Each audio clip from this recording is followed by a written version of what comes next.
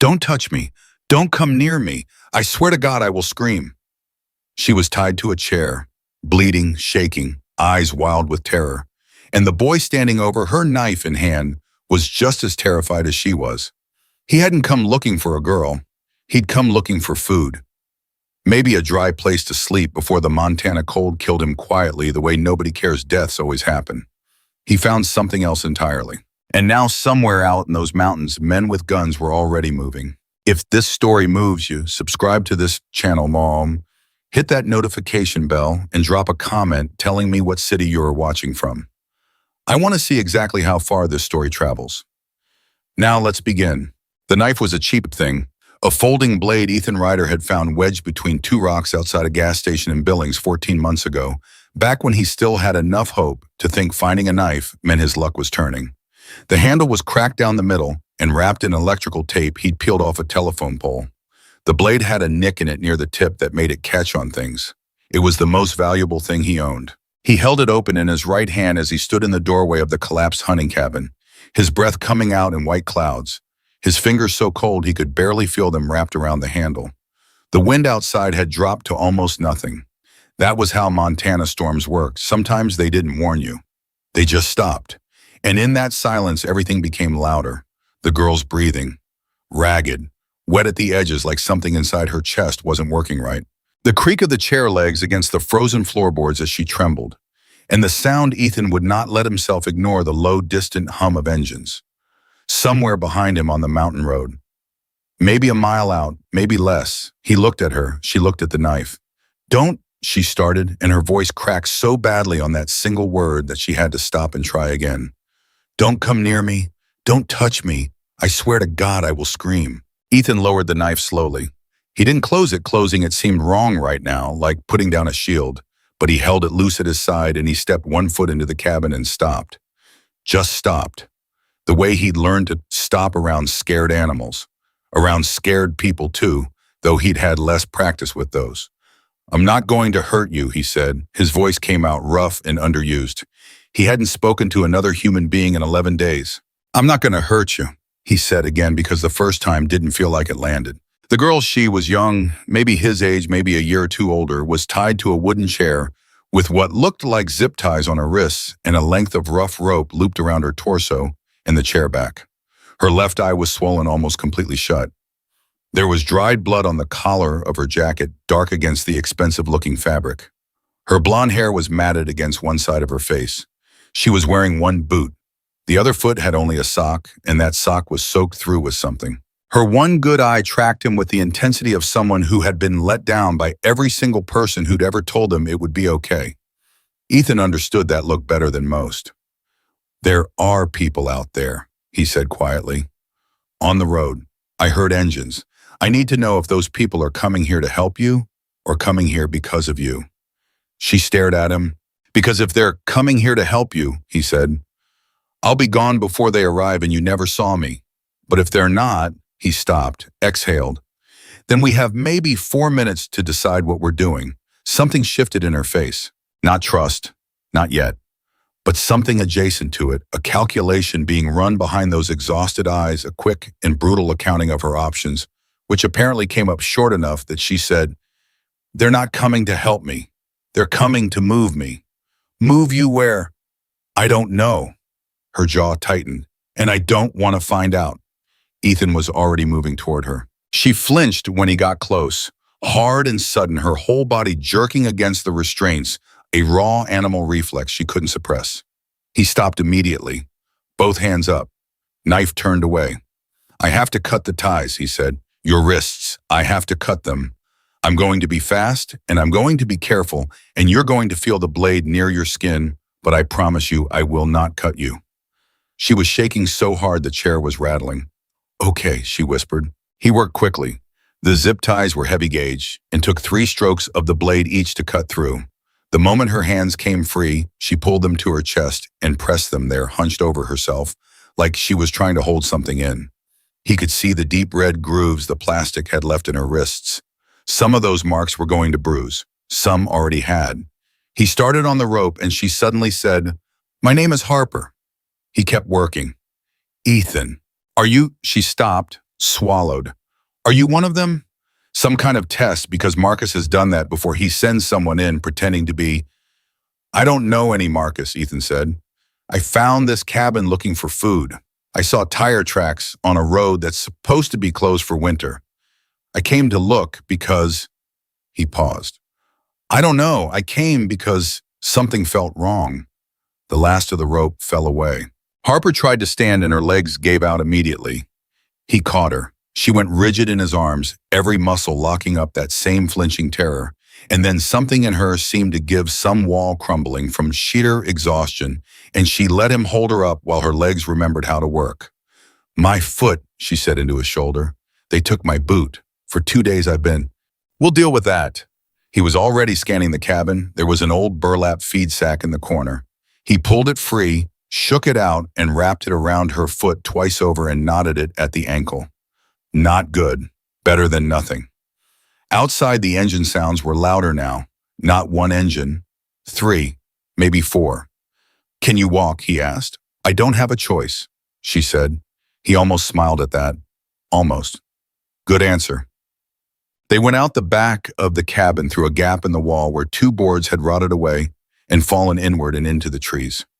Ethan went first and turned to pull her through, and she came through without a word of complaint, even though the wood scraped her already damaged wrists, and she must have felt every inch of it. The snow was deep here, knee-deep in places, and moving through it was brutal work, the kind that used up your body's reserves faster than you thought possible. Ethan knew this. He'd learned this the hard way during his first Montana winter, back when he still underestimated what cold could do to a person who hadn't eaten enough. He'd nearly died that February. He'd woken up in a ditch 30 miles south of Missoula with no memory of how he'd gotten there and a frostbite scar on 2 of his left toes that had never completely gone away. He set the pace, steady but not reckless, moving uphill away from the road into the older and denser timber where the canopy dropped the snow accumulation and the ground was darker and easier to move on. Behind them, he heard the vehicle stop. Then voices, men's voices, short-clipped commands, and then a sound that tightened every nerve in his body, the sharp, excited bark of a dog picking up a fresh trail. They have dogs, Harper said. She wasn't panicking. She said it the way you say something when you're trying to think through it rather than feel it. I know, Ethan said. We can't outrun dogs. We don't have to outrun them, he said. We have to outsmart whoever is holding the leashes. She looked at him, one eye swollen shut, one eye steady and measuring. Who are you? She said. Like, actually, who are you? Nobody, he said simply. I'm absolutely nobody. She kept looking at him for a moment longer, and then she nodded, and they kept moving. He'd been living in these mountains for 7 months. 7 months is a long time, long enough to learn the way the ridgelines ran and where they fooled you into thinking you were headed east when you were actually curving south. Long enough to know where the springs were that stayed unfrozen into December and where the game trails cut through the brush in patterns that looked random but weren't. Long enough to understand that this forest wasn't trying to kill you, it was just indifferent to whether you lived or died, and indifferent was actually safer than hostile if you knew how to read the signs. Ethan knew how to read the signs. He'd come to Montana because it was far from Iowa, where his last foster placement had ended with a social worker taking down his account of things with a look on her face that said she believed him, and also that nothing was going to happen about it. That look had been the final answer to a question he'd been asking for 4 years. He'd packed the things that fit in a single backpack, and he'd left on foot, and he hadn't looked back. He had no family, no record of anyone looking for him. He'd checked once at a library terminal in Great Falls just to be sure. There was no missing persons report for Ethan Ryder. There was not a single digital document anywhere in the state of Iowa or anywhere else he could find that suggested anyone had noticed he was gone. He existed in the spaces between things, between systems, between people who might care. That was fine.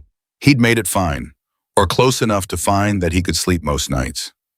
Now he was running through a Montana forest in the dark with a girl named Harper, while men with dogs and trucks tried to find them, and some distant part of his mind that had gotten very good at assessing situations was making calculations that came out to, this is bad, but it's survivable, but only if you're smarter than they are, And you have to be smarter than they are because you have nothing else. He had the knife. He had 7 months of learning this forest. He had the kind of desperation that comes from having no one in the world who would notice if you died. In his experience, that last one was actually an advantage. People who had things to lose were careful in ways that slowed them down. People who had nothing to lose moved differently. They made decisions faster. They took risks that made sense to them, even when they looked insane from the outside. He grabbed Harper's arm and pulled her left hard down a slope she hadn't seen in the dark. She didn't scream. She grabbed him back and let him steer her, and they plunged down the hillside together, crashing through brush that clawed at their faces and arms, sliding on ice-crusted leaves until they hit the bottom, where a frozen creek bed ran between 2 rock shelves and the overhead trees were so dense the snow barely reached the ground. He pulled her under the lower rock shelf and pressed back into the shadow. "Don't move," he breathed against her ear. "Don't breathe loud." She nodded. He felt it more than saw it. Above them on the hillside, flashlight beams swept through the trees. The dog was barking again, excited directional, coming fast. Then it changed. The barking shifted pitch, became confused circling. Ethan had known it would. He'd come down the slope because the wind was running along the creek bed from the north, and the creek carried cold air that sank and pooled and pushed their scent away from the hillside rather than up toward it. The dog was good. The dog was working. But the dog was fighting physics now, and physics was on Ethan's side for once. A man's voice above, frustrated. "Damn it, she's splitting the trail somewhere up here." Another voice. "You sure it's even fresh?" "Positive. These tracks are 20 minutes old tops." A pause. "Check down to the creek. If she went into the water, in this cold, she'd be dead in 10 minutes. So check anyway." Ethan felt Harper's hand find his in the dark. Not grabbing, just finding. Her fingers were ice cold and shaking, but they wrapped around his and held on, and he held on back, and neither of them said anything at all. The flashlight beam swung down toward the creek, came close, stopped, swept back up. "Nothing. Let's go back to the road and call it in." The voices faded, the dog's barking moved away. And for a long moment in the dark under the rock shelf, with the frozen creek wind moving past them and the stars becoming visible now through gaps in the cloud cover above, they just breathed. "That was," Harper started. "Don't," Ethan said quietly. "Not yet. They'll have a wider perimeter. We need another hour before we can move." She was quiet for a moment. "Then you've done this before. Hidden from people." He thought about it honestly. "Yeah, different reasons, but yeah." "How old are you?" 18. She made a small sound he couldn't quite interpret. "Me too," she said. Another silence. Then carefully, "Ethan, I need to tell you something about who I am." Her voice changed on that sentence in a way that told him she'd said those words before, "who I am," and the response had never been simple. "Because if you know and you still want to help me, then that means something. And if you know and you want to walk away, I understand that too. I genuinely do." He looked at her in the dark. He could see almost nothing of her face. "Tell me," he said. She took a breath. "My father's name is Victor King," she said. "He's the national president of the Hells Angels." The creek wind moved between them. Ethan said nothing. "People who know that name," Harper continued quietly, "react one of 2 ways. They run, or they think they can use me for something." She paused. "You're the first person in a long time who doesn't seem to be doing either." "I'm not running," Ethan said, "because we literally cannot run right now. There are men with dogs 40 feet above us." Something in her face shifted. She almost laughed. Almost. It came out more like a sob that stopped itself halfway. "And I can't use you for anything," he continued. "I own a backpack and a broken knife. You've got nothing I want." "So why?" she asked, very quietly. "Why are you still here?" He thought about that. He thought about it the way he thought about serious things, not rushing toward an answer, letting it sit in front of him and looking at it from different sides. "Because you were tied to a chair," he finally said, "and there was nobody else." Harper King, daughter of the most feared biker in America, turned her face away and pressed it against the cold rock wall of the creek shelf. Her shoulders moved. Just once. Just briefly. Ethan looked up at the stars through the trees and gave her that moment because that was the one thing he knew how to give without it costing him anything. Then he squeezed her hand once and let it go. In 40 minutes, he said, we move again. There's a ranger maintenance tunnel about 3 miles northeast that runs under the ridge. It's not on any current map I've seen. We can rest there and get you warm enough to travel properly. How do you know about it? She asked, her voice steady again. Because I've slept in it, he said simply. Twice, she looked at him. He could feel it even in the dark. Ethan, she said. Yeah, I need you to know something. She stopped, started again. Whatever happens tonight, whatever happens after, you didn't have to do this. You could have walked right past that cabin and never known. And I need you to know that I know that. He nodded slowly. I need you to also know, she said, that the people who took me will not stop. My father's name means power in certain circles, and power in certain circles means there are always people who want to take it. The men who grabbed me, they're not random. This was planned, carefully, and that means that whoever sent them will not accept failure quietly. How many? I counted at least 8 at the cabin, but that was only the ones I saw. She paused. There are more. Ethan was quiet for a moment. Okay, he said, just that. Okay. That's your whole response, Harper said. We're in a creek bed under a rock, he said. I don't have a lot of options for a different response. And this time she did laugh. Quietly, briefly, barely more than a breath. But it was real. Above them, the forest was quiet again. The hunters were pulling back, reassessing, regrouping. And Ethan Ryder, 18 years old, no family, no home, no record, in any system that suggested anyone in the world was looking for him, sat in the dark with the daughter of the most powerful biker in America and began planning how to get her out of these mountains alive.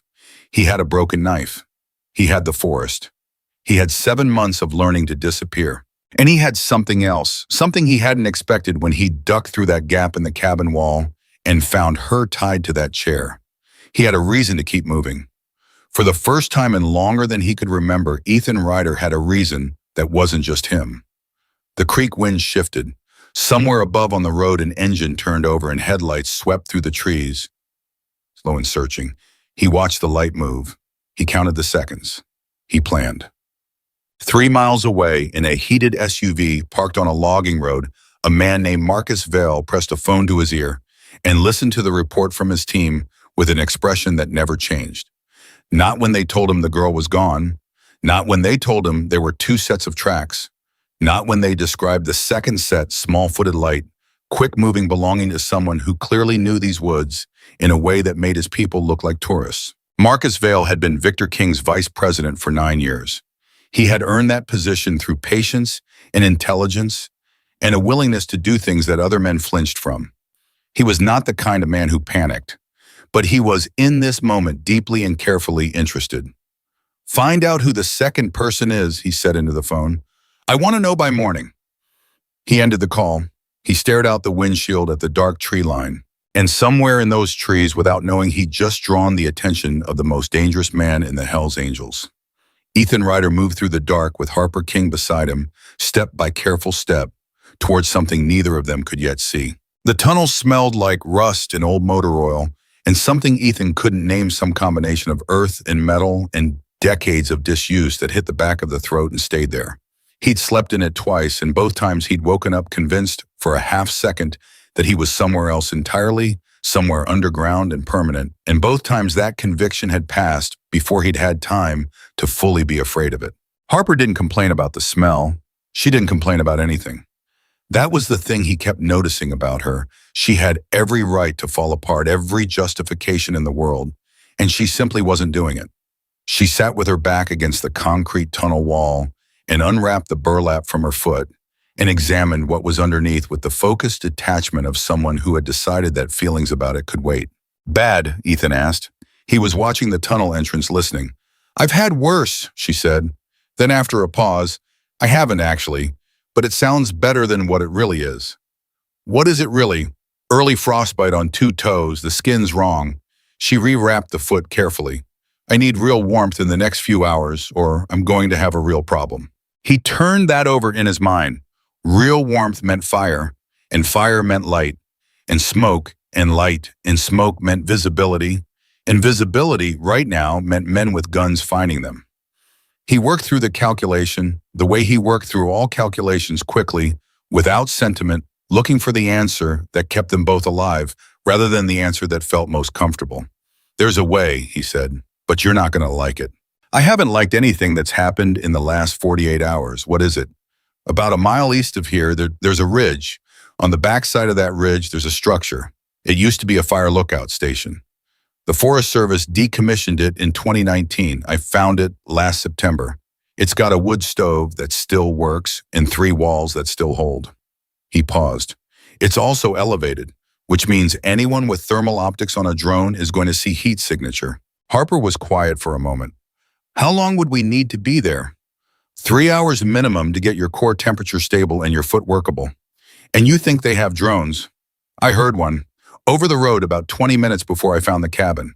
Quadcopter military grade by the sound of it. These aren't amateurs. She breathed out slowly through her nose. No, she said, they're not. Marcus, the man running this, he was special forces before my father recruited him. 9 years ago, he was supposed to be, she stopped. He was supposed to be someone my father could trust. The name landed differently now that they were out of the immediate chase. Ethan filed it. Marcus Vale, he said. She looked at him sharply. I didn't tell you his last name. You didn't. But you said he was your father's vice president, and I've heard that name before. Guys who pass through these mountains sometimes talk in the shelters in Missoula. Marcus Vale is a name that comes up. He met her eyes. As someone you don't cross. Nobody crosses him, Harper said. That's exactly why my father trusted him. Something shifted in her expression. A door opening onto something painful. That's exactly why none of this makes any sense to me. Marcus has been at my father's right hand for nearly a decade. He was at my 16th birthday. He taught me how to shoot. She stopped. The first time a man grabbed me wrong at a club party when I was 17, Marcus broke his wrist. Right there in front of everyone. Her voice was flat now. Carefully flat. I trusted him. Ethan said nothing. He'd learned that some things needed space around them before a response was appropriate. So when they grabbed me, boy, Harper continued, and I saw who was giving the orders, it took me almost a full minute to process what I was seeing. Because my brain kept rejecting it. It kept saying, no, that's not right. Marcus wouldn't. She cut herself off. But he was. He was giving the orders. He was looking me right in the face and telling his men to tie me tighter. Because I'd already gotten one hand loose. He saw you try to get loose, Ethan said. Yes. And his response was to tell them to tie you tighter. He said it very evenly. Yes. Not to let you go, not to explain. Just tighter. Ethan. Her voice was steady, but something underneath it wasn't. I know what it means. I'm not naive. I grew up in that world and I know what it means when someone looks at you and decides you're a problem to be managed rather than a person to be considered. She exhaled. I didn't think it would be him. What does he want? Control, she said. Of the club, of the roots. My father controls smuggling corridors through 3 states. If he collapses, grief rage, whatever a father does when his daughter disappears, Marcus steps into the vacuum. He's positioned himself for years. I can see it now. Every suggestion he made, every rival he maneuvered out, every loyalty he tested. She shook her head slowly. 9 years of patience, and I was the trigger. Ethan looked at the tunnel wall for a moment. Does your father know any of this? He asked. Harper laughed. It was a short and humorless sound. My father is right now doing one of 2 things. He is either completely coming apart, which is something I've only seen happen once in my life, and it was terrifying, or he is completely locking down, which is somehow more terrifying. She paused. Either way, 3 states worth of Hell's Angels are waking up right now and being told to find me, and every single one of them will be following the last information Marcus feeds them. That landed. Ethan sat forward. Say that again. Marcus controls the information. He's running the search. He's telling my father's people where to look. She saw it hit him. Yes, exactly. He's running both sides of this. He took me, and now he's running the rescue operation, which means the rescue operation leads everyone away from where you actually are, Ethan finished. Until I'm moved, she said. Wherever they were going to take me next, that's where I disappear for real. The tunnel was very quiet. Ethan's mind was moving fast now, turning the shape of the problem over and looking at its edges. He had zero resources. He had no phone. His had died 3 weeks ago, and he hadn't had a charger since. He had no way to reach anyone. He had a forest he knew and a girl who was going to lose 2 toes if she didn't get warm in the next few hours. And somewhere outside, there were men with bows and drones and a 9-year plan that had no room in it for an 18-year-old nobody with a broken knife. Okay, he said. You keep saying that, Harper said, like it covers everything. It does what I need it to do now. He stood. We're going to the fire lookout. I know 3 routes. The most exposed one is the fastest. The safest one adds 2 hours and your foot won't make it. The middle one, he thought about it. The middle one goes through a drainage gully where the terrain breaks up the drone sight lines. It adds 40 minutes. It's manageable. Then we take the middle one. Yes. What do we do when we get there? He looked at her. We get you warm, he said. Then we figure out how to get a message to your father that doesn't go through Marcus Vale. She stared at him. And how exactly do we do that? I don't know yet, he said honestly, but I've solved problems I didn't know how to solve before. It's kind of my only skill. She studied him for a long moment. You know what the worst part is? She said. I believe you. They moved. The drainage gully was brutal, going steep walls, loose rock under the snow, and twice Ethan had to essentially carry her through sections where the footing was too treacherous for one functional foot and a burlap-wrapped substitute. She didn't ask for help. She grabbed his arm when she needed it and released it the instant she didn't, which he respected more than he could have explained. Halfway through the gully, she said between breaths, how long have you been out here in the mountains? 7 months total. These specific mountains, 7. Before that, Billings for a while. Before that, moving. Iowa originally. You ran away. Aged out, he said. 18's the cutoff for foster care in Iowa. After that, you're the system's problem in theory and nobody's problem in practice. He said it without bitterness, just fact. I had 30 days in a transition housing unit that smelled like mildew and broken promises, and then I had a backpack and a bus ticket to wherever I could afford, which was Billings. Harper was quiet for a few steps. Did anyone? She stopped, started differently. Was there anyone who tried to help? He thought about it honestly because she'd asked honestly. There was a caseworker in my last placement, Rodriguez. She filed 3 separate reports about what was happening in that house. Nothing came of any of them, but she filed them. That counts for something. He paused. She's the only person I can think of whose name I still, he stopped. Whose name you still what? Whose name I still say out loud sometimes, he said. So I don't forget it. Harper didn't say anything for a while after that. He wasn't sure what he'd expected her to say. People who hadn't lived that kind of thing usually said something that was well-intentioned and landed wrong. She seemed to understand that, or at least she seemed to understand that silence was its own kind of respect. The drone sound came back 20 minutes into the gully. It was overhead before he registered it close, maybe 200 feet up, moving in a grid pattern. Systematic. Professional. Ethan grabbed Harper's arm and pulled her against the gully wall, pressing them both into the shadow of the rock overhang. He felt her go still instantly, completely, like a switch had been thrown. The drone passed, came back, slowed, hovered. Neither of them breathed. Then it moved on, continuing its grid, the sound fading north. Ethan counted 60 seconds before he moved again. That was close, Harper said. Her voice was completely level. He was starting to understand that leveled-out voice of hers. It wasn't calm exactly. It was what happened when the fear got big enough that the only alternative to it was precision. Too close, he said. They've expanded the search radius. We need to move faster. My foot, I know. He stopped, turned to her, made a decision. Get on my back. She stared at him. Absolutely not. It's not a conversation, he said. We need to cover the next half mile in under 15 minutes, and you can't do that on that foot. Get on my back. You're not much bigger than I am. I'm bigger enough, he crouched. Come on. She hesitated one more second. Pride warring with math and math winning the way it always did when the stakes got real. And then she climbed onto his back, and he straightened up and started moving, and he did not let himself think about how long it had been since he'd eaten a proper meal, or how much his legs already ached from the creek bed scramble. He just moved, one foot and then the next, steady rhythm, keeping low, keeping to the shadows, listening for the drone. She was lighter than he expected, or maybe he was stronger than either of them had thought. They made it in 12 minutes. The fire lookout was dark and cold, and 3 of its walls were solid, and the 4th had a section of plywood Ethan had nailed over a gap the previous September, and the wood stove was exactly where he'd left it, with a small supply of dry wood stacked beside it that he'd placed there out of some hibernating animal instinct he hadn't fully understood at the time. He understood it now.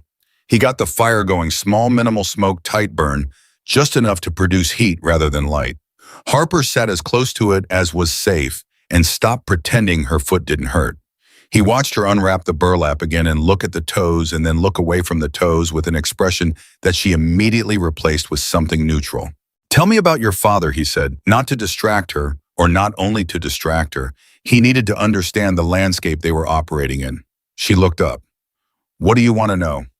What does he do when something goes wrong? Real wrong. Does he think first or react first?" She considered this carefully. "He thinks," she said. "That's what people don't understand about him. Everyone assumes because of what he runs, because of the surface of it, that he's someone who acts on rage. But he's not. He's patient in a way that's almost frightening. He'll let something play out for days before he moves because he wants to be certain." She paused. "The only time I've ever seen that break is when it was about me." "What happened?" "I was 15. A man made a comment at a club meeting. About me specifically. My father heard it finish, the meeting dismissed, everyone walked out to the parking lot and..." She stopped. "Let's say the man didn't comment on things anymore." Ethan nodded slowly. "So when he finds out about this, he will not be patient," Harper said. "But Marcus knows that. Marcus is counting on it. A Victor King running on rage instead of strategy is a Victor King who makes mistakes. And mistakes are how you take something away from someone like my father. Marcus set this up to destabilize him," Ethan said. "Completely. Take me run the fake rescue operation, feed my father wrong information until he's exhausted and furious and making decisions without thinking. And then..." She shook her head. "I don't know exactly what the move is after that, but I know Marcus has one. He always has one." Ethan was quiet, watching the small fire, and then he said, "Does your father have any people Marcus doesn't control? Anyone outside the club chain of command that he trusts?" Harper frowned. "What do you mean?" "Marcus controls the information flow inside the club. But outside it, someone your father knows personally, not through the organization. A contact, a friend, someone Marcus wouldn't think to monitor." She thought about it. Something moved across her face. "There's a man," she said slowly. "Danny Reese. He used to ride with my father 20 years ago. He's out now, legitimate business garage and towing in Kalispell. My father calls him on a private number once a month just to check in. He's not club anymore. He's not on any roster. Marcus wouldn't know about him. Almost certainly not. My father kept that friendship completely separate. He was very deliberate about it." She looked at Ethan. "But we have no phone." "We have 3 hours before your foot is stable enough to move," he said. "Kalispell is 22 miles from here northeast. By road, it's 40. If I can find a way to reach someone in the next county before dawn..." He stopped, recalculated. "There's a fire station on the Forest Service Road 8 miles north. Volunteer station. It's almost certainly unstaffed tonight, but it has a landline that's kept active for emergency dispatch." "I know where the key is." Harper stared at him. "How do you know where the key is?" "Because last winter I broke the lock trying to get in out of the cold, and afterward I felt bad about it and found where they kept the spare and put the lock back together." He paused. "I left a $20 bill on the table inside too. It took me 3 weeks to get it." She stared at him a moment longer. "Ethan," she said, "yeah, I want you to hear me say this clearly." Her voice was steady and her one good eye was completely direct. "When this is over, however it ends, you are not going to fall through the cracks again. I'm telling you that right now as a promise, not as payment. You understand the difference?" He looked at her for a long moment. The fire crackled between them. "You don't know how it ends yet," he said quietly. No, she said, but I know who you are, and that's enough. He looked away. He looked at the fire. He breathed through the thing that was happening in his chest, unfamiliar and large, and something he didn't have a name for because he'd had very limited practice with it. Then from somewhere outside, distant but distinct, came a sound that shut everything else down immediately. A dog, barking, and getting closer. Not confused this time, not circling, directional and certain, the sound of an animal that had found exactly what it was looking for. Ethan was on his feet before the echo of it finished. They found our trail, he said, from the gully. They backtracked id. Harper was already rewrapping her foot. How long? He listened, calculated. 8 minutes, maybe 10. She stood, tested weight on the foot, grimaced, held. I can move. We go north toward the fire station. It's the only direction that gives us the landline and keeps us away from the road. 8 miles. 7.5. She looked at him. He looked at her. Okay, she said, and something in the way she said it, calm and ready and trusting, did something to him that he couldn't afford to sit with right now. He kicked snow over the fire. The lookout went dark, and they ran. They ran for 11 minutes before Ethan pulled Harper sideways into a stand of old timber and pressed them both flat against the largest trunk, listening. The dog sound had changed again, splitting two animals now, instead of one fanning out in different directions. That meant handlers who knew what they were doing. That meant a coordinated sweep, not a chase. Someone had reorganized the search pattern, which meant someone with real tactical thinking was now running the ground operation personally. Marcus, Ethan thought. Marcus came down from the vehicle. They split the dogs, he said quietly. I heard. Harper's breathing was controlled, but her face was tight with pain she wasn't mentioning. The 7.5 miles to the fire station had just become a different kind of problem. Moving fast was going to cost her foot. Moving slow was going to cost them everything else. There's a choice, Ethan said. He said it directly because she'd shown him she wanted it directness. We go to ground here and wait them out, which means losing the window to reach the fire station before dawn. Or we keep moving and accept that they're going to get close again. How close is the station? 4 miles, roughly. How long at the pace we were moving? With your foot, 45 minutes, maybe 50. She didn't hesitate. We keep moving. He nodded. They moved. He changed direction twice in the first mile, not randomly, but deliberately, using what he knew about how dogs tracked versus how human handlers interpreted what their dogs were telling them. The dog followed scent. The handler followed the dog and added their own assumptions on top. If the trail did something unexpected, doubled back, cut perpendicular, climbed when it should have descended, the handler's assumptions worked against them for 30, 40 seconds. That was the gap, 30 seconds at a time. You could survive a long pursuit if you kept manufacturing 30-second gaps. Harper figured out what he was doing after the second direction change. She stopped asking and just followed, reading his movements with an instinctive responsiveness that surprised him. She matched his pace shifts without prompting, understood from the tension in his arm. When he was about to change angle, leaned into turns before he signaled them. She moved like someone who'd been trained to pay attention to the person in front of her. He didn't ask where that came from. He already knew roughly. You grew up the daughter of Victor King. You learned to read people the way other kids learn to read books. The second mini-crisis came 20 minutes in.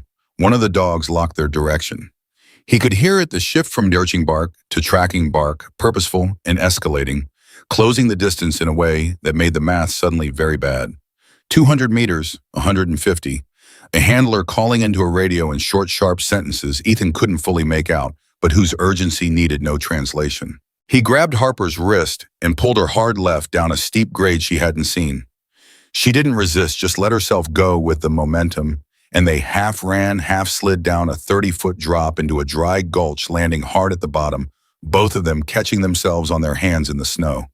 He was up first and pulling her up before she'd fully processed the landing, and they moved along the bottom of the gulch. Fast, crouched low, the gulch walls on either side giving them cover, and the frozen ground underneath giving them footing that left less impression than the snow above. The dog reached the top of the grade, barked twice, stopped. The handler's voice frustrated and loud now. What are you doing? What? Come on, come on! The dog had lost it.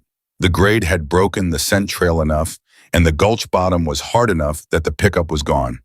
The dog wasn't trained for this specific combination. Most weren't.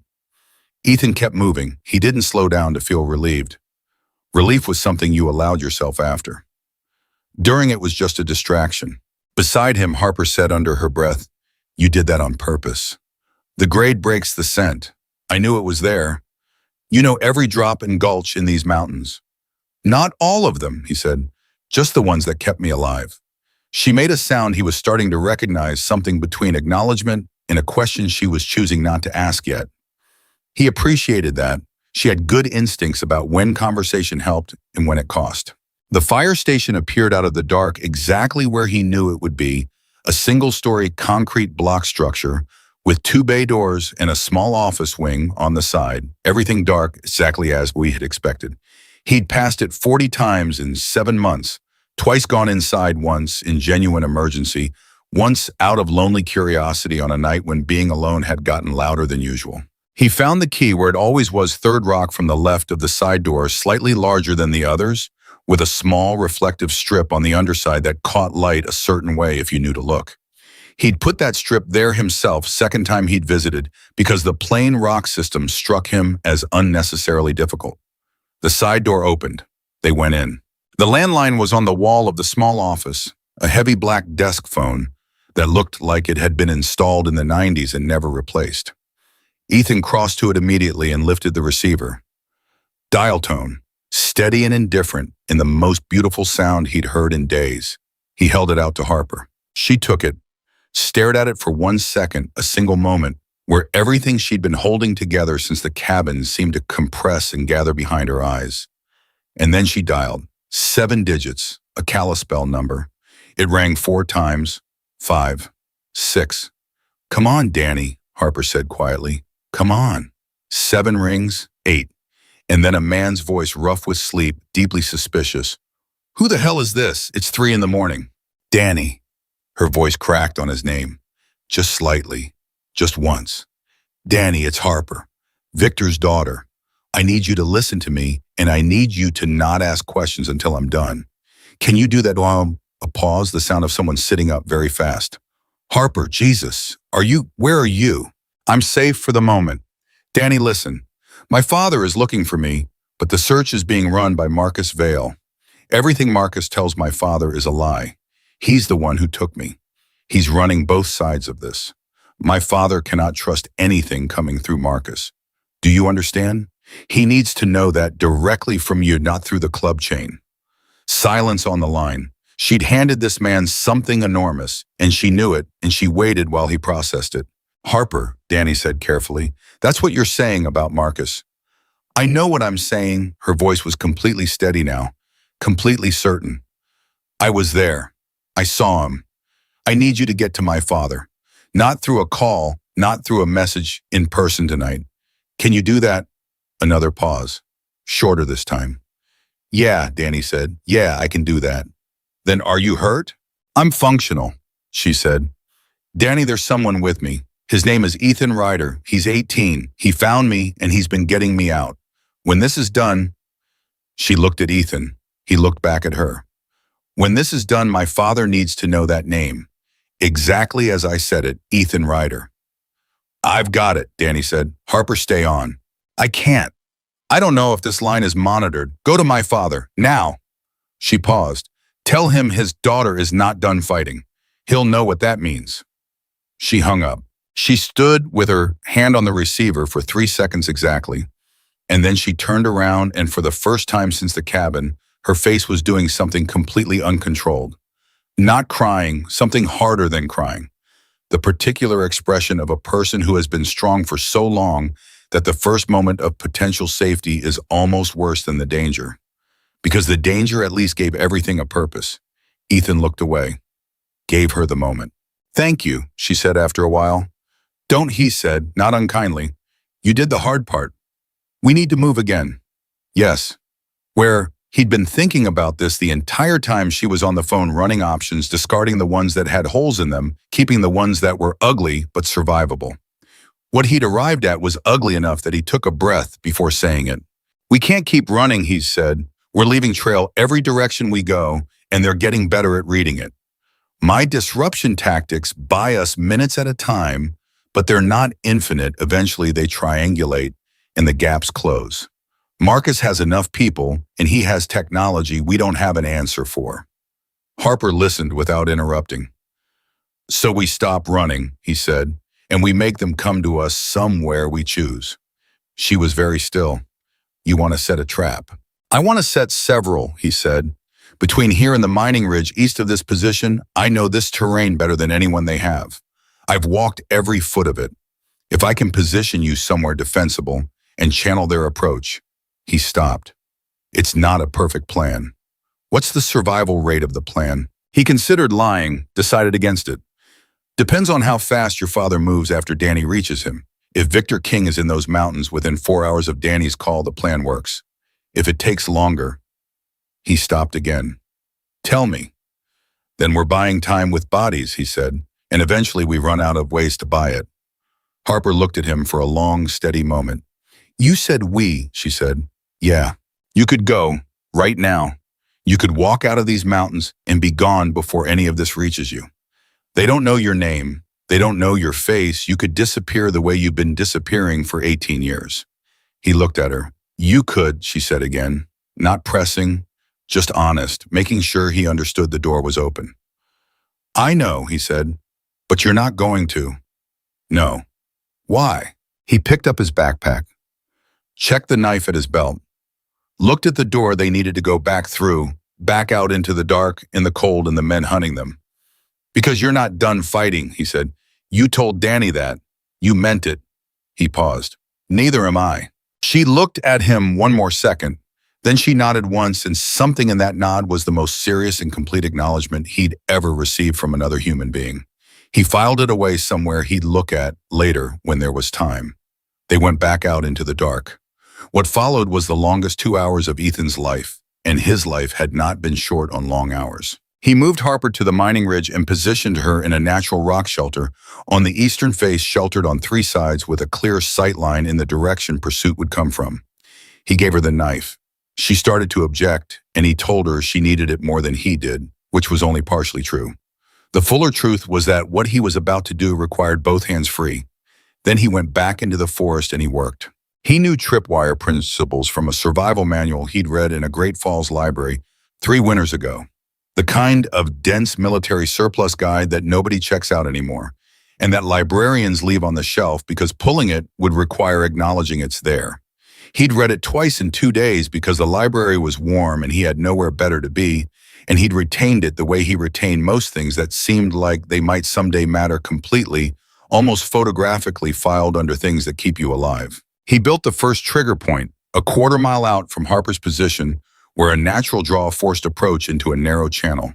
It wasn't sophisticated, it didn't need to be. It needed to make noise and create confusion and cost someone 15 seconds of recalibration. That was all. He built 3 more. The drone came back at 4:37 in the morning. He heard it before he saw it, the particular whine of rotors under the load close enough that the sound pressure changed in his ears. He went flat immediately, face down, arms spread, making himself as thermally flat against the cold ground as possible. The drone paused overhead. He didn't breathe. The drone moved on. 48 seconds later, from somewhere half a mile to the south, one of his noisemakers triggered. A sharp crack of dead wood rigged to a tension branch, loud and sudden, and carrying in the cold air. Voices, men reacting, moving toward it. He was already repositioning. The twist came at 5:14 in the morning, and it came from a direction Ethan never anticipated. His radio, except he didn't have a radio. But Marcus Vale's man did, and that man was currently zip-tied to a tree 20 feet from Ethan's position with a bruised jaw and no weapon because 3 minutes ago he'd separated from his team to investigate a noise and walked directly into Ethan in the dark, at close enough range that the tactical advantage of his rifle had been completely negated by proximity and surprise. Ethan had the rifle now. He'd never fired one. He'd held one twice in his life.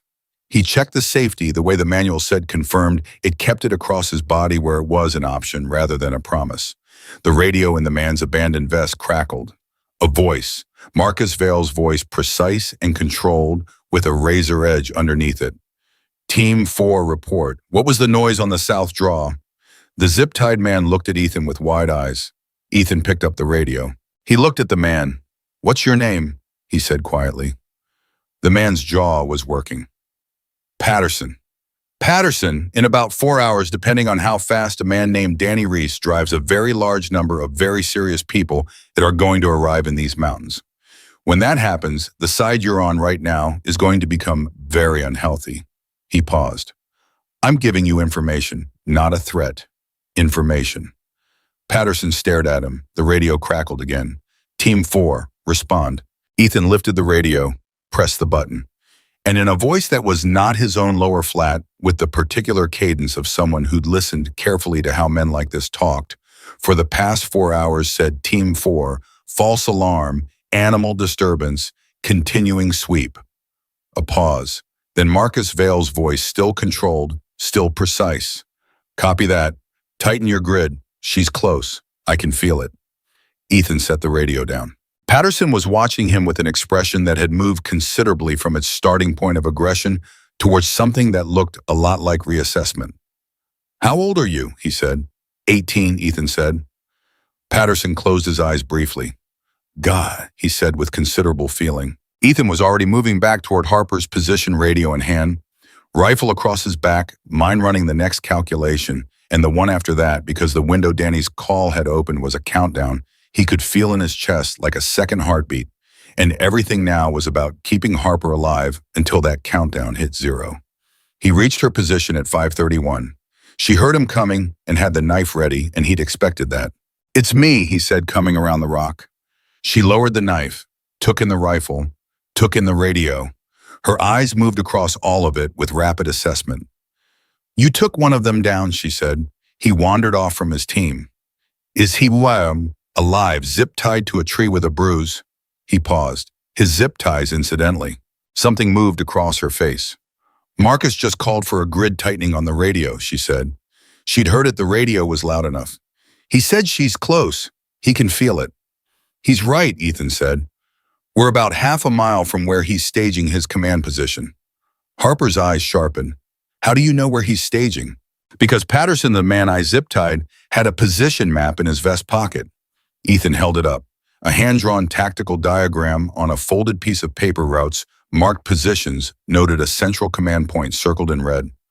"Marcus is here," he pointed. "We're here," he pointed again. "And the mining ridge where your father's people will most likely push in from the north is here." Harper looked at the map. She looked at Ethan. Something was building behind her expression, a thought assembling itself piece by piece, something she wasn't ready to say yet but was getting there. "Marcus has his command position between the rescue and us," she said slowly. "Yes. So when my father's people come in from the north, they come through Marcus first," Ethan finished. "And Marcus controls what they see and hear. He can redirect them, slow them, feed them the wrong information one last time and swing them south while he finishes this up here." Her jaw tightened. "Unless," Ethan said. "Unless what?" He looked at the map, then at her, then back at the map.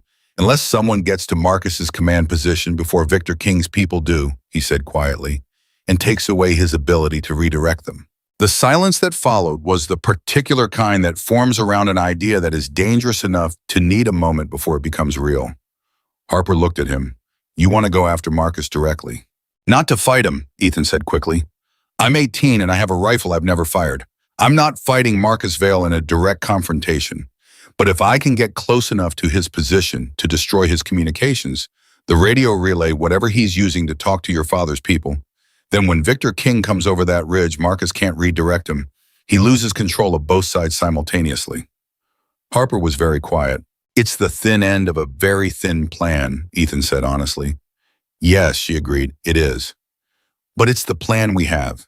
She breathed in, breathed out, looked at her foot, looked at the knife in her hand, looked at Ethan with an expression he would remember for the rest of his life, clear and frightened and completely decided. "Tell me what you need me to do," she said. The plan was simple enough to say in 30 seconds and terrifying enough to sit with for the 3 minutes they allowed themselves before moving. Ethan would go for Marcus's command position alone. Harper would stay at the rock shelter, keep the radio, and listen.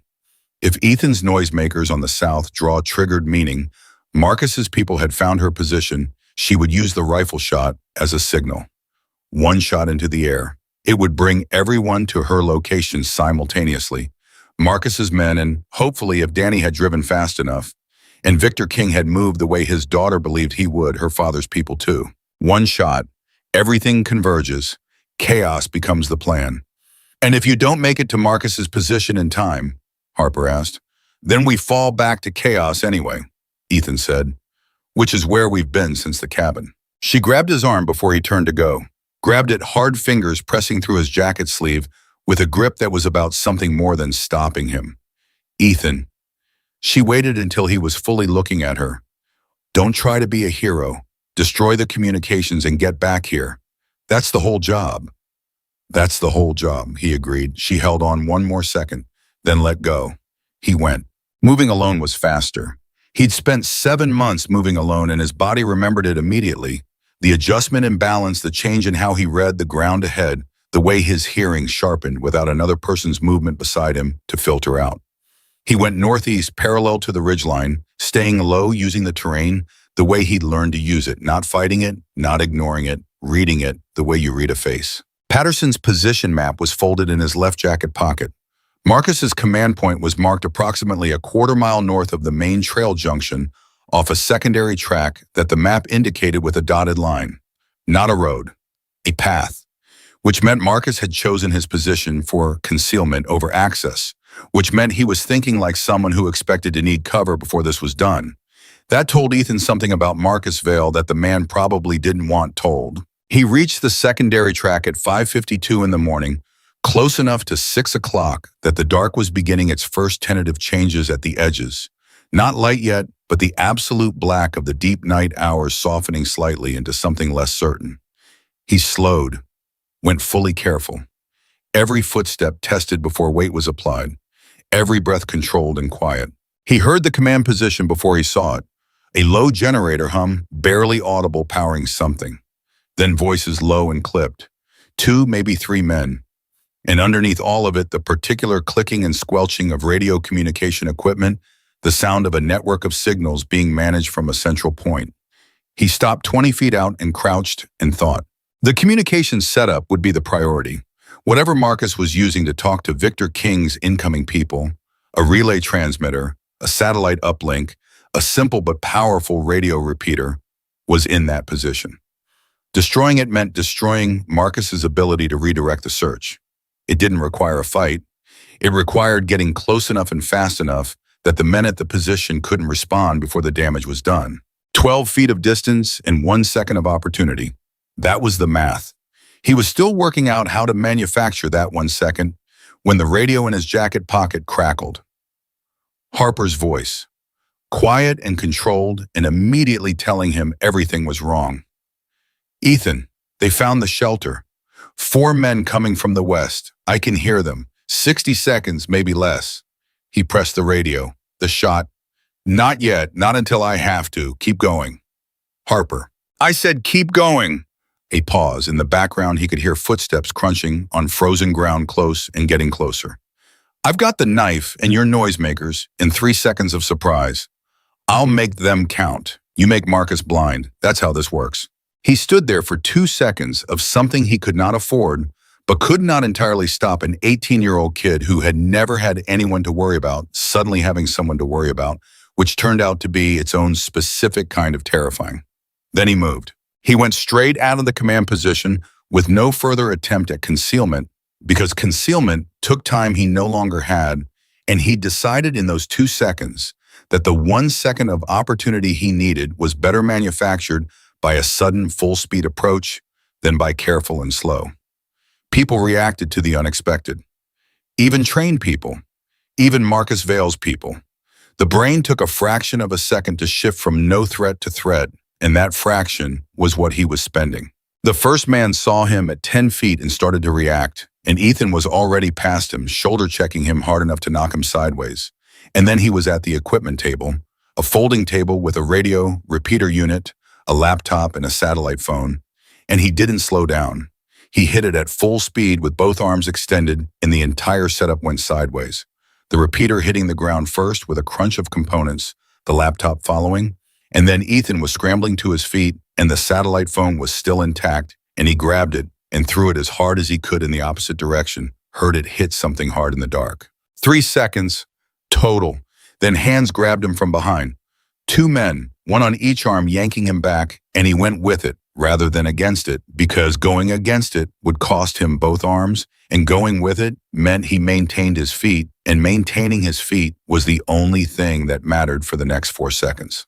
He threw his weight left hard, and the man on his right arm stumbled, and that gave him enough angle to drive his elbow back into the man on his left, who made a sound and loosened his grip, but didn't let go. And then a third voice cut through everything. Quiet, controlled, absolutely certain of itself. Stop. Everyone stopped. Marcus Vale walked out of the dark like he'd been waiting for this exact moment, which Ethan realized immediately he probably had.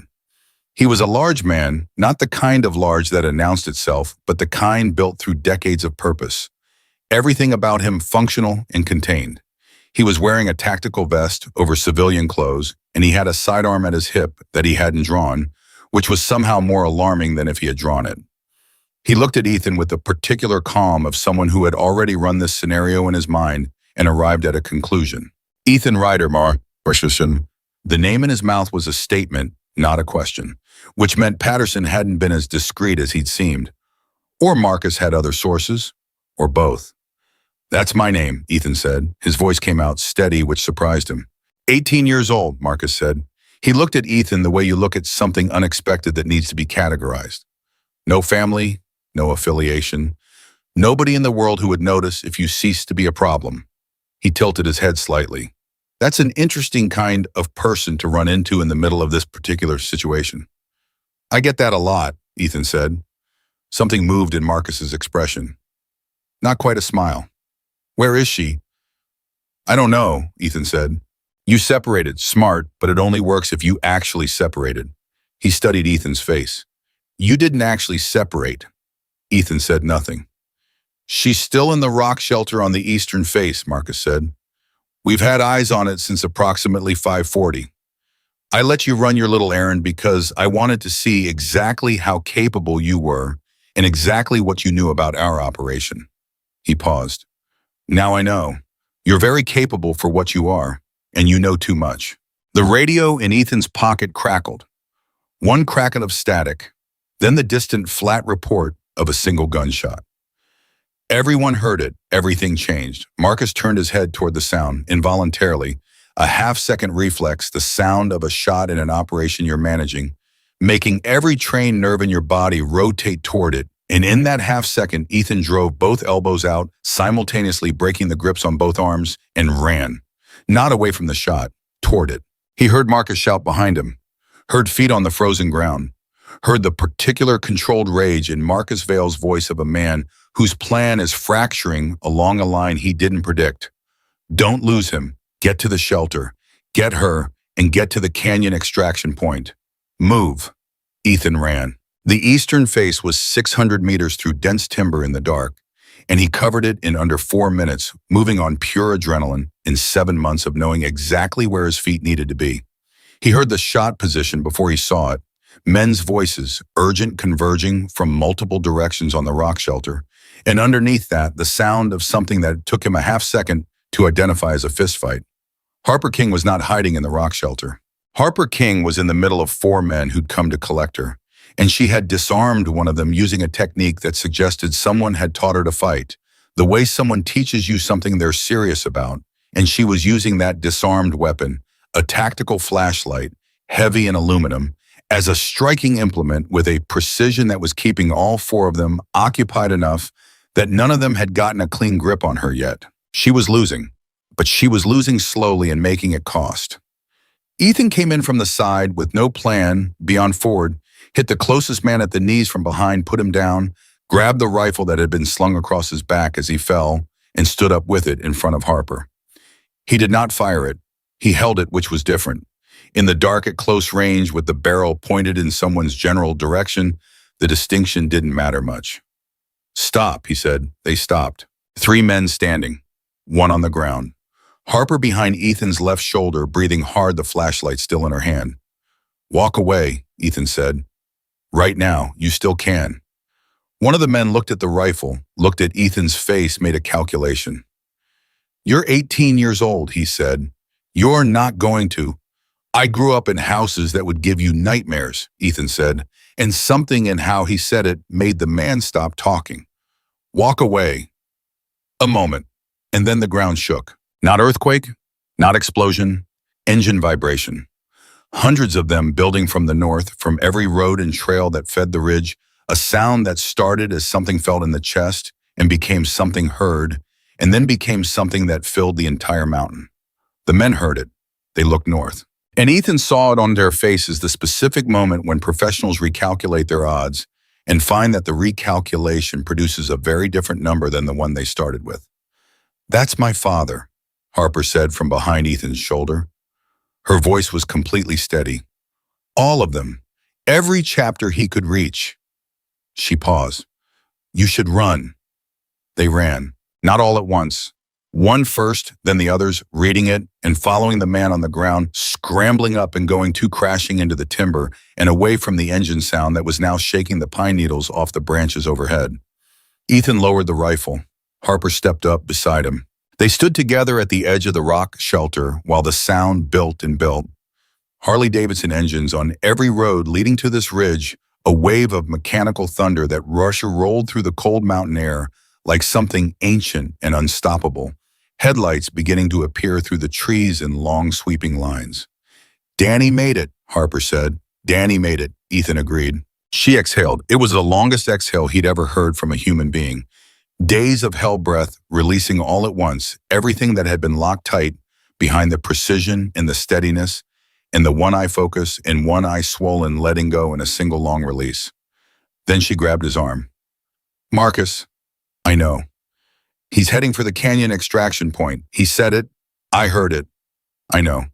If he gets to a vehicle, I know Harper." She turned to look at him fully. In the growing pre-dawn light, he could see her face clearly for the first time, the swollen eye, the bruising along her jaw, the dried blood at her collar, and underneath most of it, the fundamental stubbornness of a person who had decided a long time ago that the world was not going to determine her terms. "You can't go after him alone," she said. "I'm not going to," he said. "We are.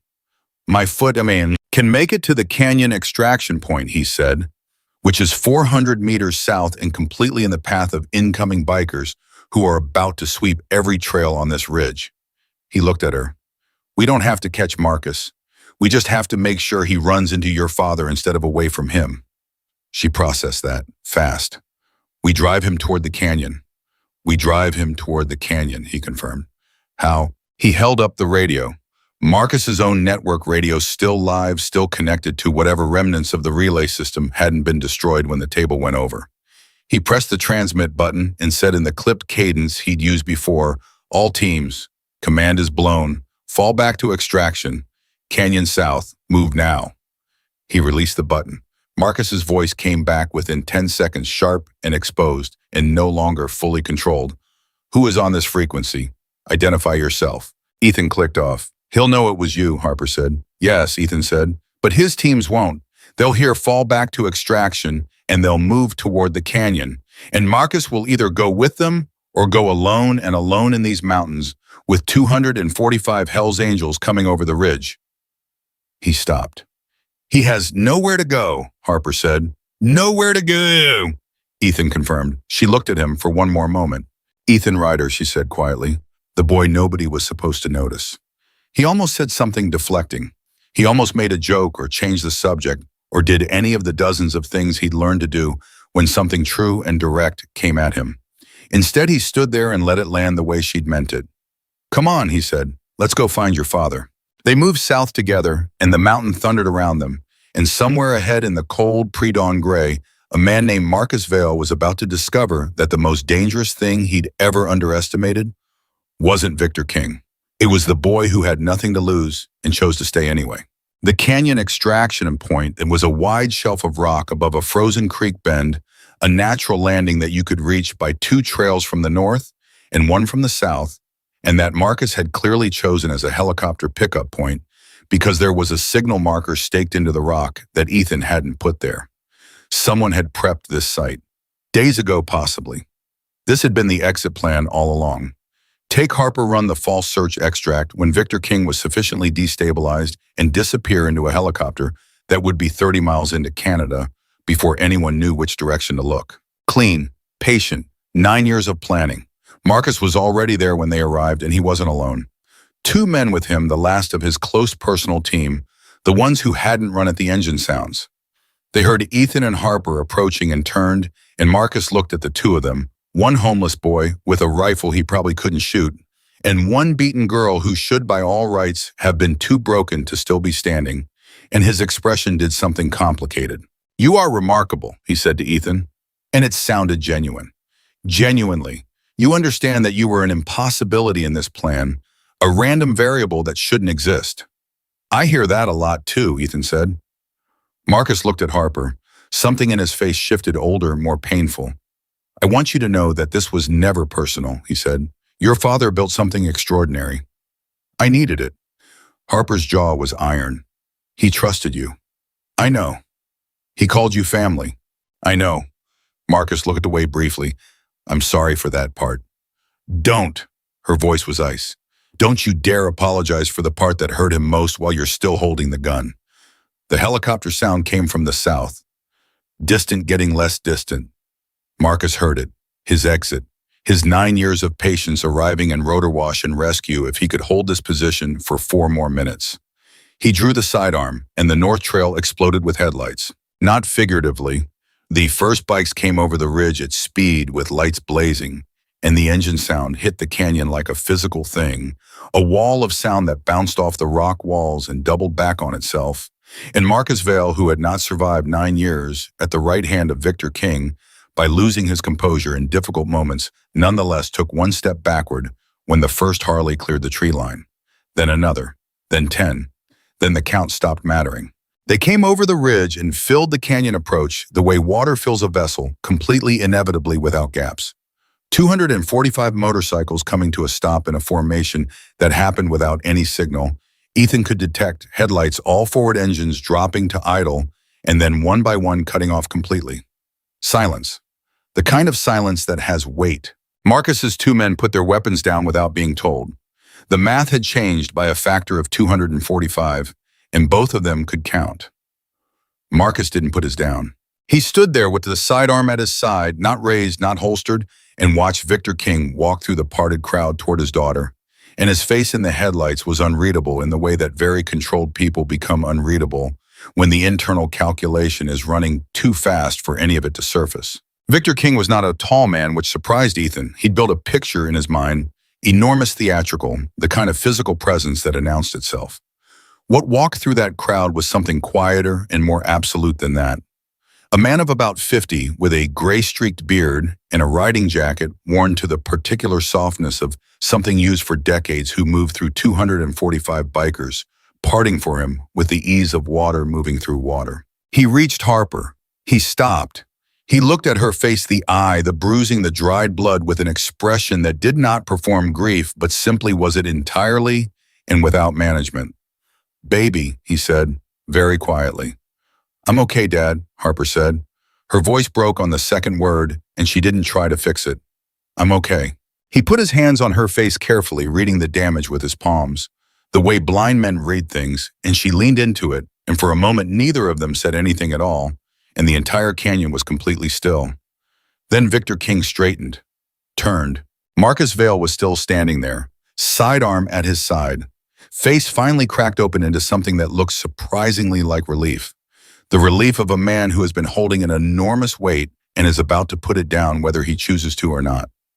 "Victor," he said. Victor walked toward him, slow, steady, the walk of a man who is thinking clearly and has already arrived at his conclusion. "I was going to explain," Marcus said. "I had reasons. Good ones, I thought. I had—" Victor stopped in front of him. Marcus stopped talking.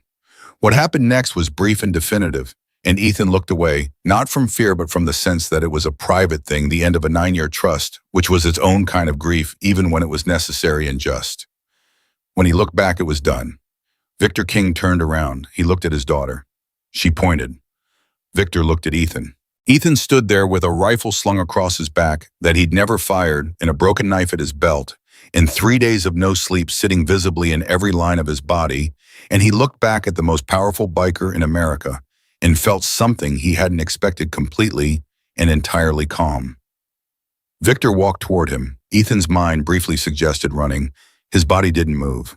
Victor stopped in front of him, looked at him for a long reading moment, the kind of assessment that Ethan imagined had been applied to a great many people over the course of a long and serious life. "Ethan Ryder," Victor said. "Yes, sir." "My daughter tells me you found her." "Yes, sir." "She tells me you kept her alive for 3 days in these mountains with nothing." "She kept herself alive," Ethan said. "I just helped with the direction." Something moved behind Victor King's eyes. Something that wasn't quite a smile, but was adjacent to one. Something that lived in the country where respect becomes something else entirely. He reached up and removed his gloves. And he did something that made every man in that canyon go absolutely still. Victor King, national president of the Hells Angels, a man before whom entire criminal organizations had stood with their heads down, went to one knee in the frozen dirt in front of an 18-year-old homeless boy. Ethan stared at him. Then, like a wave moving outward from a stone dropped in water, they followed. One by one, starting closest and spreading outward, 245 men removed their hats or bowed their heads, massive, and tattooed and scarred by decades of a life lived completely outside the lines of what the world called respectable. And they bent before a kid who owned a backpack and a broken knife and had nobody in the world who'd have noticed if he died in these mountains. Ethan felt something happen in his chest that he had no word for, and no experience of, and no frame of reference to contain. Victor looked up at him from one knee. "The world threw you away, son," he said. His voice was quiet enough that only Ethan and Harper standing just behind him could fully hear it. "It decided you didn't matter. It looked right at you and chose not to see you." He paused. "You protected my blood when there was nobody else and nothing in it for you. When you could have walked away and the world wouldn't have blinked." Victor's jaw was set and his eyes were something Ethan didn't know how to look at directly. "From this night forward, you ride with us." The canyon was completely silent. Ethan stood in the headlights of 245 motorcycles and breathed through something enormous and unfamiliar, moving through him, through the part of him that had learned to expect nothing from people, that had built the expectation of nothing into its foundations so thoroughly that the absence of expectation had become its own kind of home. Harper stepped up beside him. She put her hand in his, not the desperate grip of the creek bed, something quieter, something that meant something different. "Say something," she said quietly. He looked at Victor King still kneeling, at the canyon full of bowed heads, at the pre-dawn sky beginning its first genuine gray above the ridgeline. He thought about Rodriguez filing her reports, about a bus ticket to Billings, about a library in Great Falls where a manual taught him how to build tripwires, about a broken knife wrapped in electrical tape, about a cabin with tire tracks leading to it on a road that was supposed to be closed, about being a variable that wasn't supposed to exist in someone's plan.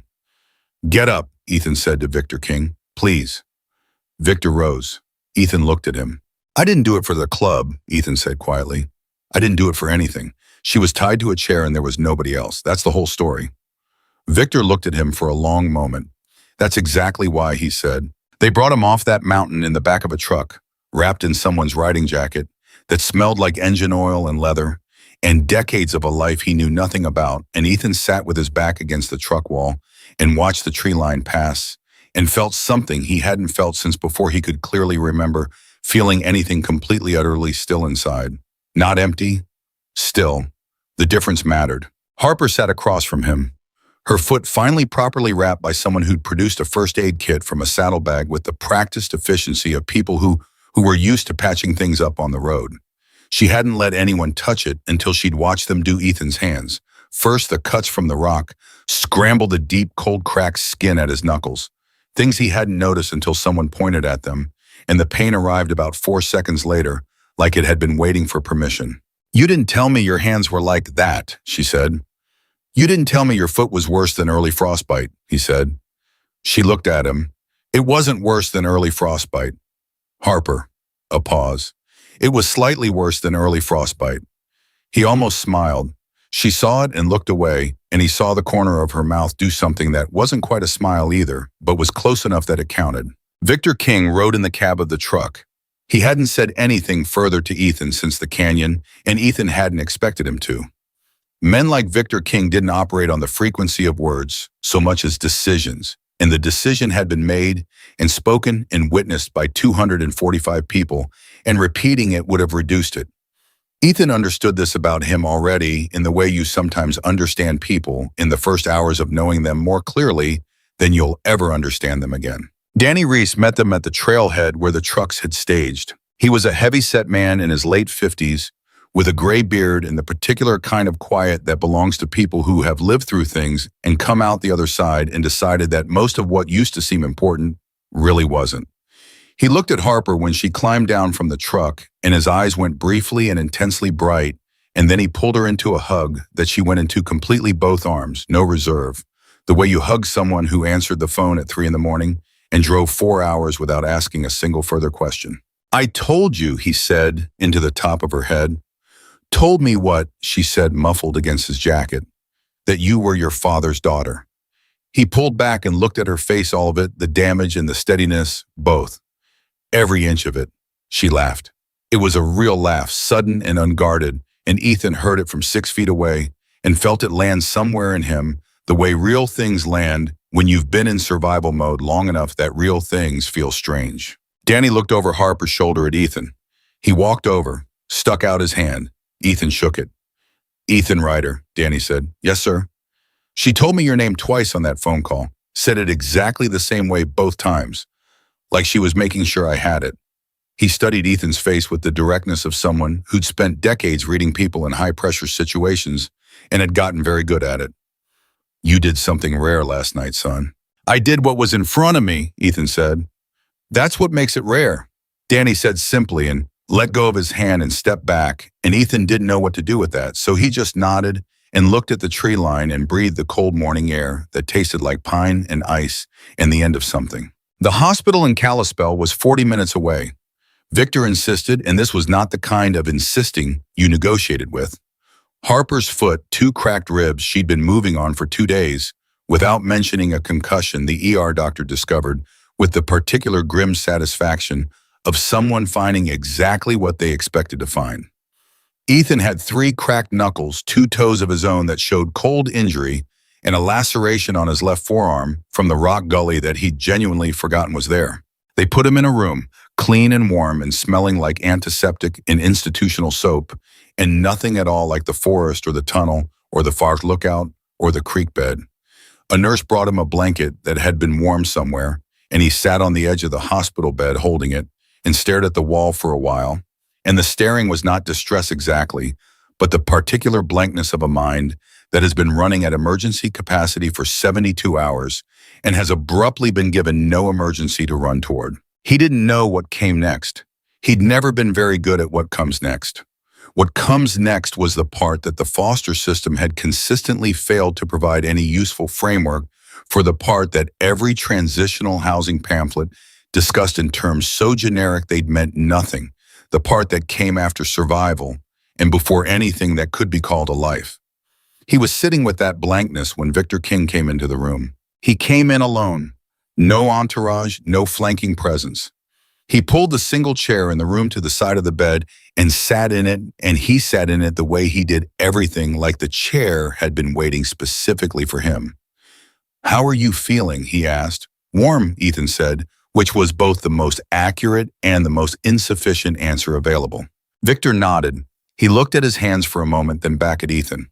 "I want to ask you something," he said, "and I want you to answer it honestly, not the way you think I want it answered." "Okay. When Harper told you who her father was, who I was, what did you think?" Ethan considered the question the way he considered all serious questions.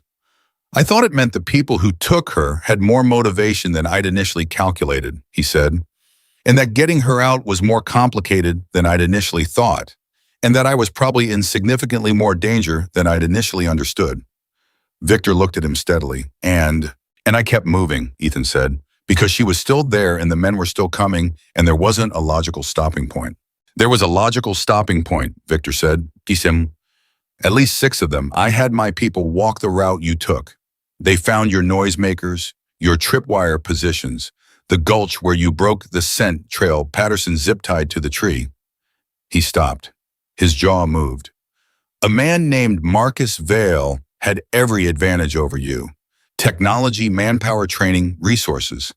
And an 18-year-old kid with a broken knife took his plan apart piece by piece using nothing but what the Force gave him. He paused. You're going to tell me again that you just did what was in front of you. Because that's what I did. I know, Victor said. That's what I'm trying to understand. Ethan looked at him. What do you mean? Most people, most adults, trained people who've been in difficult situations when the cost gets high enough, they calculate an exit. It's not cowardice, it's rational. The math stops working at a certain point, and reasonable people recognize that, and they leave. He looked directly at Ethan. Your math never stopped working. All the way through the canyon, all the way to the end, your math kept producing the same answer. Stay, do the next thing, stay. He paused. Why? Ethan sat with the question. Let it be what it was, rather than reaching for a comfortable answer. Because I'd already left everything else, he finally said. Iowa, the system, every placement that didn't work. Every person who decided I was more trouble than I was worth. He stopped. At some point you stop leaving things. Not because staying is safe, but because the leaving doesn't actually take you anywhere. Victor was very quiet. She needed someone to stay, Ethan said. So I stayed, that's all it was. Victor King, who had built an empire on the principle that loyalty was the only currency that actually held its value, looked at this boy, this nobody from Iowa, with cracked knuckles and cold injured toes and a backpack that contained essentially everything he owned in the world, and said nothing for a long moment. Then he said, what do you want, Ethan? Not what you think you should say. What do you actually want? The question hit differently than any question had hit in a very long time, because nobody asked it. Not the system, not the caseworkers, not the placement families. Nobody in his 18 years had sat across from him and asked with this kind of direct and absolute sincerity, what do you want? He thought about it honestly. I want. He stopped, started differently. There was a caseworker, Rodriguez. She filed 3 reports about what was happening in my last placement. Nothing came of them. But she filed them. He looked at the blanket in his hands. I want there to be more people like that. People who file the report even when nothing comes of it. Because some of the time something does come of it, and even when it doesn't, the kid knows someone saw them. Victor watched him. I don't want to be a biker, Ethan said. Not apologetically directly. I respect what you offered. I understand what it meant. But I don't want that life. He looked up. I want to be the person who finds the next kid tied to a chair before anyone else does, and actually does something about it. Something that lasts. The room was very quiet. Victor King leaned back in the chair. He studied Ethan for a long moment, and then something moved through his expression that was not sentiment, but was adjacent to it, the look of a man who has spent decades assessing people and has arrived at an assessment that pleases him in a way he hadn't anticipated. Okay, he said. Okay, Ethan said. Okay? Victor stood. Harper said the same thing more or less. 15 minutes ago from her hospital bed with 2 cracked ribs and a concussion, she told me that when this was done, she wanted to build something. Shelters. Real ones. Not the 30 days and out kind, the kind that actually follow through. He looked at Ethan. I'm going to fund it, quietly. That part isn't public. His jaw was level. Harper's going to run it. She's been telling me for 2 years she wanted to do something real with her life, and I kept telling her there was time. He paused. There's time now. Ethan stared at him. She'll need someone who actually knows what those kids need, Victor said. Not theoretically, actually, someone who's been in it. The thing that happened in Ethan's chest was enormous and quiet and completely unfamiliar, which he was starting to understand was what it felt like when something real arrived rather than something you'd constructed to survive the absence of real things. You'd need to finish school, Victor said. GED, at minimum more if you want it to stick.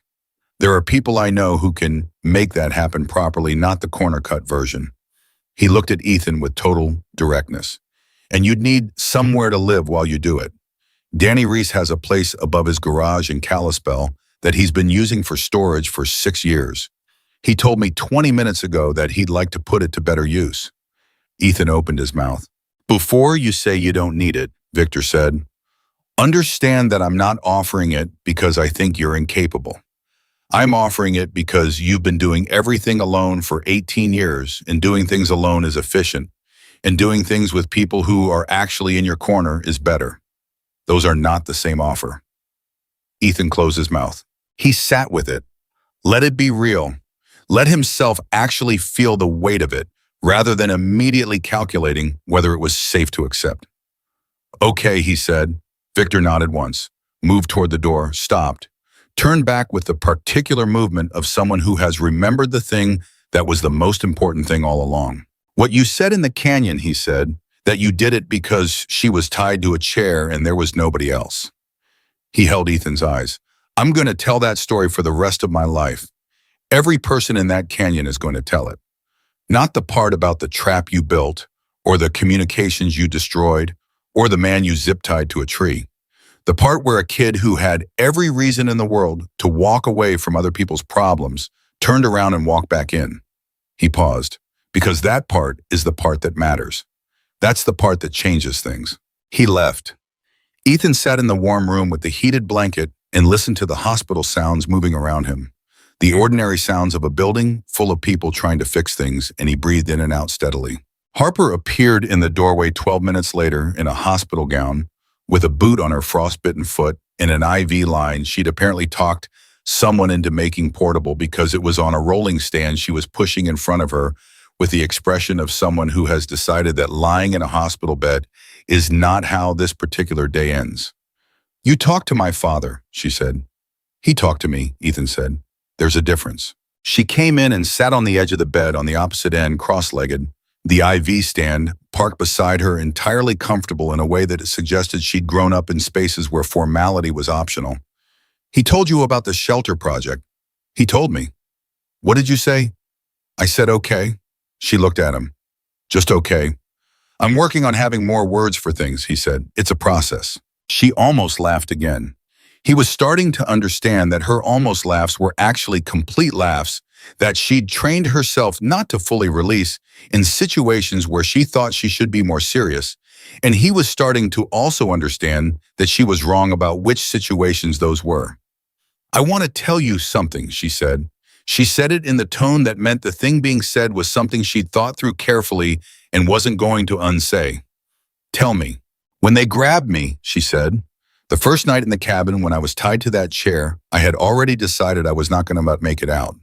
Not because I'd given up, because I'd looked at the math and the math was what it was. I'd already counted the men, heard the radio communications, understood what they wanted and how long until they moved me and what happened after that. She stopped. I'd made my peace with it, the specific kind of peace you make when you're being realistic rather than brave. Ethan was very still. And then you walked through that gap in the wall, she said, with a knife and a face that was more scared than I was, and you said, I'm not going to hurt you, in a voice that sounded like you hadn't talked to a person in weeks, and the math changed. She looked at him directly with both eyes. The swollen one had come down enough through the night that it was open now, if only part way. You were the variable that wasn't in the equation, the one that shouldn't have existed. She paused. The one that changed everything. Patterson said the same thing Ethan said. Random variable shouldn't exist. Patterson was right, she said, just wrong about whether it was a problem. The quiet between them was comfortable in the particular way that quiet between people becomes comfortable when neither of them is performing anything, when what's being felt is what's actually there, no overlay, no management. Are we going to be okay? Ethan asked. He wasn't sure exactly what the question contained. It felt bigger than just the immediate future, but he didn't have more precise language for it yet. Harper looked at him for a long moment. You just survived 3 days in the Montana mountains, in a blizzard with nothing dismantled, a 9-year conspiracy, and got my father to kneel in the dirt in front of 245 witnesses, she said. And you're asking me if we're going to be okay. Those things are different, he said. Yes, she agreed, they are. She reached across the bed and took his hand, not the desperate grip of the creek bed, not the focused hold of the tunnel, but something easy and chosen. Yes, we're going to be okay. He looked at her hand in his. He looked at the window where the Montana sky outside was doing something he hadn't seen in 3 days, going fully, completely, unreservedly blue. The kind of blue that comes after a storm has exhausted itself, and the air is clean, and the light has nothing left to filter through. 6 months later, the first shelter opened in Billings. It didn't have a grand name. Harper had argued against grand names on the grounds that kids who needed the place weren't looking for inspiration. They were looking for a bed and a person who would actually follow through. The sign on the door said simply, "Still here," which had been Ethan's suggestion and which Harper had immediately recognized as exactly right. It had 12 beds, a kitchen that was open at any hour, a caseworker on staff not rotating through, not splitting time between 17 other cases on staff whose only job was those 12 kids and whatever came after them. Victor funded it without his name anywhere on the building, which had been his condition, and also Ethan suspected his preference. Danny Reese drove up from Kalispell for the opening.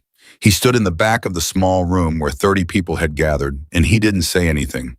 Just stood there with his arms crossed and that particular brightness behind his eyes that Ethan had seen on the trailhead and recognized now as what it actually was. A man who had loved Victor King like a brother for 30 years and had answered a phone at 3 a.m. and driven 4 hours and had been in that specific moment exactly the right person in exactly the right place. "Good thing you felt bad about that lock," Danny said to Ethan quietly before he left. Ethan looked at him. "The fire station," Danny said. "If you hadn't gone back and fixed it, you'd have never known where the key was. And if you'd never known where the key was," he shrugged. "Different ending." Ethan thought about that for a moment. "Different ending," he agreed. Across the room, Harper was talking to the first family to be placed in the shelter, a mother and her teenage son, the boy sitting with his arms crossed and his jaw set and his eyes moving to every exit in the room, the way eyes do when you've learned that exits are the most important thing to know. Harper was not performing warmth at him. She was not giving him the speech about fresh starts. She was sitting next to him and talking about something completely ordinary, something about a TV show, something that made the corner of his mouth move very slightly, and Ethan watched the boy's shoulders drop about a quarter inch, in the way shoulders drop when the part of you that was ready for the next bad thing begins cautiously, tentatively, to consider that maybe the next thing isn't bad. He knew that drop. He knew it from the inside. He looked away, looked at the window, looked at the sky that was the same impossible blue as the morning after the storm. Rodriguez, he thought. He said the name quietly inside himself, the way he always had to keep it from disappearing. But something about saying it now was different. It wasn't a talisman against forgetting anymore. It was something else, a compass, point, a direction, a debt that could only be repaid forward. She'd filed the reports. He'd found the cabin. The boy in the corner was letting his shoulders come down. Some things worked the way they were supposed to if you just kept doing the next thing, the right next thing, the one in front of you, the one that needed doing, even when the math said it would cost you, and the world had already demonstrated that it wasn't paying attention. Ethan Ryder, 19 years old in 2 weeks, nobody's foster case anymore. His GED, 2 months complete, and his name on a lease for the first time in his life stood in the first shelter he had helped build and felt the particular and previously unfamiliar weight of having somewhere to be. Not somewhere to survive, somewhere to be. And the boy who the world had thrown away and forgotten, who had been a variable that wasn't supposed to exist, a random element in someone else's careful plan, a name with no missing persons report attached to it, stood in the blue light of a Montana afternoon and understood finally and completely that the world had been wrong about him. And he had spent every day since a dark cabin and a broken knife and a girl tied to a chair making sure it knew it.